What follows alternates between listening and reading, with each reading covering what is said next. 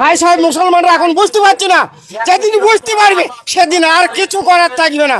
এই ওয়াকফ সম্পত্তি নিয়ে যখন আন্দোলন করতে যায়, দিদি বলে এখানে আন্দোলন চলবে না, আন্দোলন করতে হলে দিল্লি যাও। এই তো মুসলমানদের প্রতি দরদ। এই ভাই সাহেবরা বোঝে না, এই ভাই সাহেবরা মরিয়ে বুঝবে না। ভোট দিলে বলে বিজেপি চলে আসবে ক্ষমতা, অসম্ভব। তৃণমূল বিজেপি থেকেও ভয়ঙ্কর। বিজেপি আসছে খাড়া, এরকম খাড়া হাতে করি যে আমাকে কাটবো, আমি আপনাকে যাচ্ছি এরকম কাটবো বলে আপনার কাছে যাচ্ছি, তো আপনি দেখছেন কাটতে আসছে, আপনি আটকাবেন। আর উনি কাটবো বলে আপনার ঘরে তেল মেকিয়ে দেখি নাকি ঝোর দিয়ে, এখানে ভাত খাইনি, ঝোর দিয়ে নাকি গলায় খুব মেরে। এই তৃণমূল হচ্ছে ওই দল, ওই ঘরে তেল দিয়ে দেখলি কি ওই দিকে দিতে। এই তৃণমূল হচ্ছে ওই দল, ওখানে ভোট পাবে, অসম্ভব। ওকে ভোট দেয় এত বিজেপির থেকেও ভয়ঙ্কর। কালীগঞ্জে ওষুধ নেই, এসব পাউডার, এসব ওষুধের কোনো গুণ নেই, বেকার এসব নিম্নমানের ওষুধ। কোথায় আছে, কোথায় আছে? দিদিমণি প্রথম মুখ্যমন্ত্রী হয়ে হাসপাতালে সবে একেবারে ডাক্তারদের খেপিয়ে তুললো, হাম মারেঙ্গা তাম মারেঙ্গা। কোথায় গেলেন দিদি? কোনো জনগণ প্রতিবাদ করে না। পয়সার জোরে আজকে বিদেশ থেকে খেটে আসছে। আমার বউ আছে বাড়িতে, আমি গেলাম বিদেশ, আমি খেটে টাকা পাঠাচ্ছি, সেই টাকায় ওষুধ কিনছি। থাকে কি করে? একজনা ঘর পায় না পাস করতে, আর ভাই 4বার ঘর পায়। প্রথম ইট গাছলো একবারকার টাকা নিয়ে, তারপরে 1 তালা হলো, 2 তালার বেলায় আবার ভাইপো পেল, 3 তালার বেলায় আবার ভাইপো। এইরকম এইখানকার নীতি। পঞ্চায়েত সাধারণ মানুষ আবাস যোজনা পাচ্ছে না। না, ওই তো আবাস যোজনা পাচ্ছি, তো টাকা দিয়ে পাচ্ছি। যারা টাকা দিচ্ছে আমাদের মতো লোক তো টাকা দেবে না। মানে কার্ড মানি চলছে এখন? হ্যাঁ, অবশ্যই গোপনে চলছে। তখন প্রকাশে চলছিল, এখন গোপনে। যারা 30 বছর বয়সে বেকার ভাতা পায়, তদন্ত করে দেখুন, 45 বছর বয়স তারা পায়, দলের লোক। কি বল, 60 বছর না তো পাওয়া যায় না? হ্যাঁ, তার পাওয়া যায় না আমরা জানি, কিন্তু আমার ভাই আমি মেম্বার, 45 বছরেই পাবে, পাচ্ছে। দেখুন তদন্ত করি। নমস্কার, সোজা সাপটা সুব্রতই আপনাদের স্বাগত জানাই। প্রতিবেদনের শুরুতেই আপনাদের যে ভিডিওটি দেখালাম, এই ভিডিওটি দেখার পরে আমার মনে হয়েছে আপনাদের সাথে শেয়ার করা উচিত। দেখুন, যে মানুষটি কথা বলছে, বয়স আনুমানিক 65-র উপরে, চায়ের দোকান চালান। কিন্তু আমি আশ্চর্য হলাম, দেখুন যে দিন থেকে রাত অবধি চায়ের দোকানে পরিশ্রম করেও এরকম বয়সের একটা মানুষ এই রাজ্যের প্রত্যেকটি ছোট থেকে বড় করে মাঝারি প্রত্যেকটি খবরের উপরে একদম তীক্ষ্ণ নজর রাখে। মমতা বন্দ্যোপাধ্যায় কোথায় কি বলেছে, সেই এলাকায় তার পঞ্চায়েতের মেম্বাররা কারা কোথায় ঘর পাচ্ছে, এবং পরিষ্কারভাবে মমতা বন্দ্যোপাধ্যায় এই সরকারের স্বাস্থ্য ব্যবস্থার কি অবস্থা সেটাও কিন্তু তিনি তুলে ধরছেন। তার মানে ভাবুন যে মুসলিম এলাকার মানুষরা, যারা গরিব খেটে খাওয়া মানুষ, তারাও কিন্তু মমতা বন্দ্যোপাধ্যায় সম্পর্কে বুঝতে পারছেন, এবং মুসলিমদের সে ঠকাচ্ছে সেটাও মুসলমান সমাজ বুঝতে পারছে। কিন্তু যেখানে সমস্যাটা কোথায় দাঁড়াচ্ছে, সমস্যা হচ্ছে বিজেপির প্রতি এদের একটা ভয় ধরিয়ে দিচ্ছে মমতা বন্দ্যোপাধ্যায়, এবং ওই ভয়ের উপরে ভিত্তি করে লাভবান কে হচ্ছে? মমতা বন্দ্যোপাধ্যায় এবং তার দল।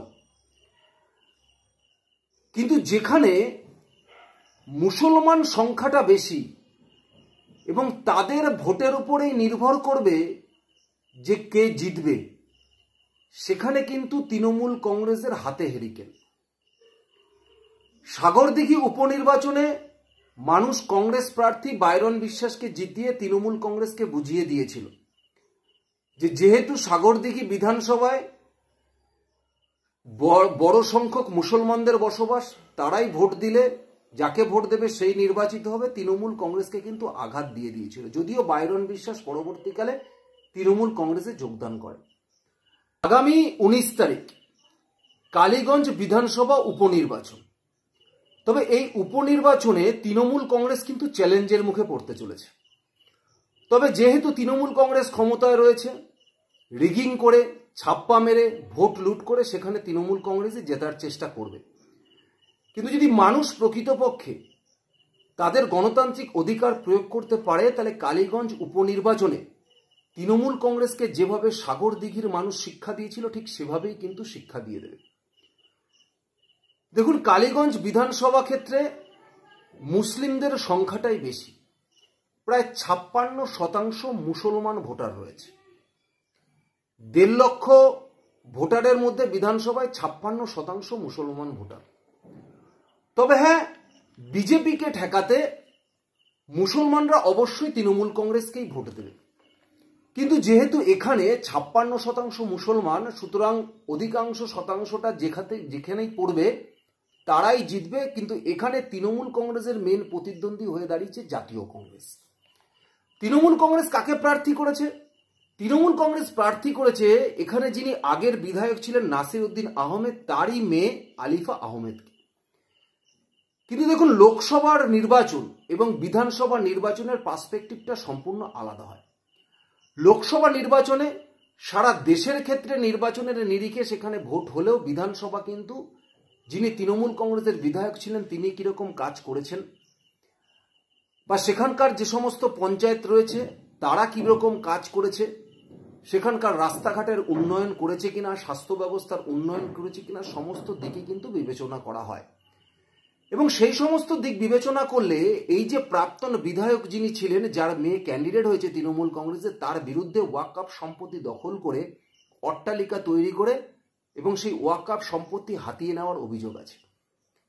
তিনি করেননি রাস্তাঘাটের সেরকম কোনো উন্নয়ন, না করেছে কোনো স্বাস্থ্য ব্যবস্থার উন্নয়ন। এমনকি ফিরহাদ হাকিম সেখানে প্রচারে গিয়ে ফিরহাদ হাকিমের সামনে কিন্তু মানুষ বিক্ষোভ দেখিয়েছে এবং বলেছে যে ভোট দেব না, ফিরহাদ হাকিমের সামনে দাঁড়িয়ে মানুষ বলেছে। দেখুন, গত লোকসভা নির্বাচন 2024, এটা যে কৃষ্ণনগর লোকসভার অন্তর্গত কালীগঞ্জ বিধানসভায়, এক্ষেত্রে দাঁড়িয়ে তৃণমূল কংগ্রেস ভোট পেয়েছিল 94,018টা, বিজেপি প্রার্থী ভোট পেয়েছিল 63,245 এবং সিপিএম প্রার্থী ছিল সেই সময় লোকসভায়, সিপিএম প্রার্থী ভোট পেয়েছিল 36,698 ভোট। কারণ যেহেতু বিজেপিকে ঠেকাতে হবে, তাই মুসলিম ভোটের অধিকাংশ শতাংশ তৃণমূলের দিকেই গেছিল। তাই বড়জোর দেখুন, এই 30,000 সামথিং ভোটে কিন্তু এই বিধানসভা থেকে তৃণমূল জিতেছিল, কারণ ভোটটা ভাগ হয়েছিল বিজেপি এবং সিপিএম এর মধ্যে। কিন্তু গত বিধানসভা 2021-এ নাসির উদ্দিন আহমেদ তিনি কিন্তু 50% ভোট পেয়েছিল এই বিধানসভায়, 50%। 56% মুসলমান ভোট আছে এই বিধানসভায়।